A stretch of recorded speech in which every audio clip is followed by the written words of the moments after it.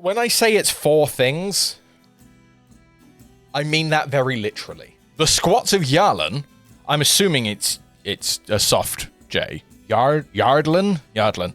We'll go with Yardlin. That works. That's good enough for me. They seek aid in the Underhive. A really upsetting thing, because this is kind of what I wanted the squats to be, like what I wanted the Leagues of Votann to be. I wanted it to be this kind of feel. Like, this is infinitely more Space Dwarfy than the Space Dwarves we actually got. It's not that I don't like the Leagues of Votann, it's just, this is miles better. As one of the last surviving squats of Yardland, Orin Grimjarl should have taken the oath of vengeance to hunt the perpetrators until his dying breath. But this outcast engineer is far from a traditionalist. His goal is nothing less than the restoration of his fallen home. And with his frighteningly powerful fracture pulse beamer in hand, he'll gladly accept the aid of any Imperial House-aligned gang. He comes in Forge World resin. Guys, that's disgusting. I want to keep a straight face. I really want to keep a straight face. That is absolutely disgusting. Why would you include that detail? That is gross. Seriously though, look how cool this guy is. And this dude fucking cool. I enjoy the fact that his gun is literally twice the size of him. I love also this sneaky little guy here. I was like, hey guys, I'm warm and snuggly here, leave me alone. Orin's older brother Urson. Urson? Yes, Urson. Urson, stuff, lots of dwarven words. Been far-ranging bounty hunter since long before Yardlan fell. And the demise of his home did little to lift the Orny squat's mood. Oh, ornery? What the hell does that word mean? I have no idea what that means. It means grumpy, right? Okay. Thank you, Aaron. That is actually genuinely helpful. Anyway, he's hunting things. He's a sniper. Not gonna lie, the Ironhead squats genuinely make me want to look at Necromunda, but also I don't want to look at Necromunda because it's another game system I'd probably never play. Moving on to the Horus Heresy. Honestly, I like this guy. I can't help it. I like chunky armor. Chunky armor is just cool. Loved Terminators, always have. Like Imperial Knights, because they just look like giant chunky dudes in armor. This resin miniature is decked out in unique Mark III Artificer armor. So is this what normal Artificer armor looks like? Or is this a unique, like full-blown, like no other suit of armor has ever looked like this? Maybe I'm just missing things, but I really, really, really like the look of this guy. It's very cool. Like, there's not really much to be said about him. He's just, he wants to fight loyalists. It's kind of all that is. All Artificer armor is unique. Okay, fair enough. Okay, so I've probably seen lots of them. I'm just not aware of it. Because, I mean, I always see, like, Artificer armor. It's like the kind of thing that you can add to some units as, like, upgrades and shit like that. So, yeah. Do they actually have any other suits of armor that are Artificer armor? Or is it literally just, like, a typical character thing? See, these are the kind of, like, these are the little lore gaps that I need to fill. Because this feels like shit I should know, but have just completely missed out on. I'm willing to admit when I've got things wrong. Absolutely, 100%. I am willing to hands up and say, I don't know as much as I want to know. I'd like to learn. Tell me things. You have pizza. That's not the kind of things I'm asking for, but thank you. Moving on, we have White Dwarf with 494 issues. If you picked up the recent Space Marine kit, like Company Heroes or Stoneguard Veterans, you may have noticed a certain lesser-known chapter on the transfer sheet, the Raptors. Okay, so yeah, I mean, the Raptor sheet, I mean, that was in the Leviathan box set as well, so I really hope it's not just, hey, look, we've added them to the transfer sheets, here's like a blurb in White Dwarf. If that's all that is, that's a little bit underwhelming. Like, that seems like a lot of effort for not a lot of payoff. And then, yeah, we just have Lore Masters and the Master Class painting stuff, which, I'm sorry, again, you can get this shit on YouTube. And then they just have Curse City Battle Report, which, that I'm kind of tempted by. Just because I want to see how it's played.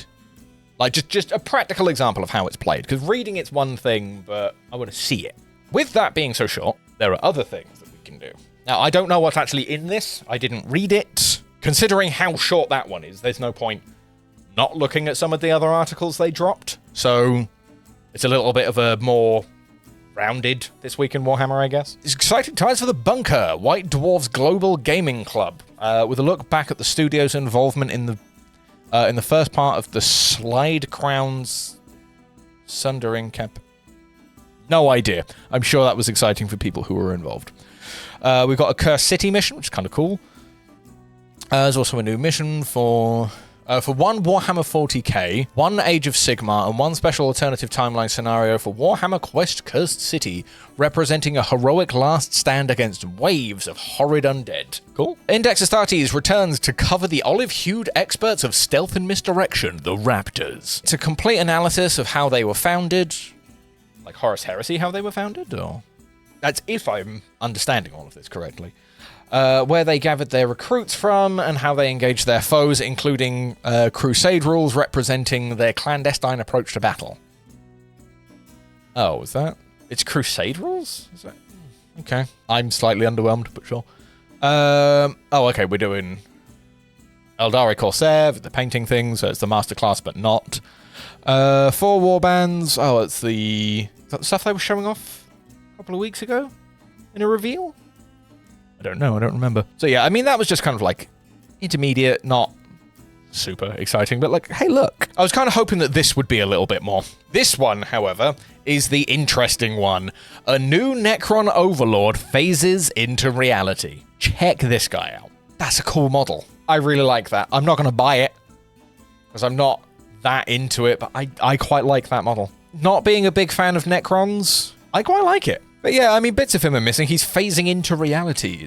What's the rule? Yeah, the new Overlord is slipping into this dimension, equipped with some devious phasing technology. I'm assuming that this is going to be one of the rules, like one of the enhancements in the book, and they've just decided to actually represent it. We know what you're thinking, Warhammer community, aren't those swirls dematerializing matter remarkably similar to that of an unyet resolved rumor engine from 2 years ago. Oh, wow, okay. And as usual, you're spot on. I am so glad that GW knew I was thinking that, because I didn't know I was thinking that. They're really sitting on things, aren't they? Close running mystery of the rumor engine history so far. It's a mixture of a baleful something, I don't know. Okay. It's a unique pose, facing in or out of material worlds. Whatever. Like, is it actually... Translocation Shroud. Each time this model's unit advances, do not make an advance roll for it. Instead, until the end of the phase, add 6 to the movement characteristic of this model. In addition, each time a model in that unit makes a normal move, advance or fall back move, until the move is finished, it can move horizontally through models and terrain features. Cannot finish a move on top of models or its base. I mean, okay, cool. Yeah, I mean, as far as a representation of rules, it works. Like, I like that.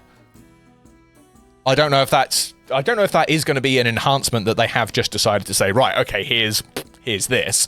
Or if it is actually like, there's a new Overlord in it that has this ability. But I mean, it makes for an interesting thing. If nothing else, I quite like that. It's a neat idea. All I can say so far as summary, it's a book, daddy issues, diggy diggy, diggy hole. Yeah, I mean, I don't really have... there's really not a lot else I can say about that. Kind of cool Necron model. I wish the Leagues of Votann looked more like the squats. I like this guy. He chunky. It's White Dwarf, sure. I kind of like that. I think it looks nice.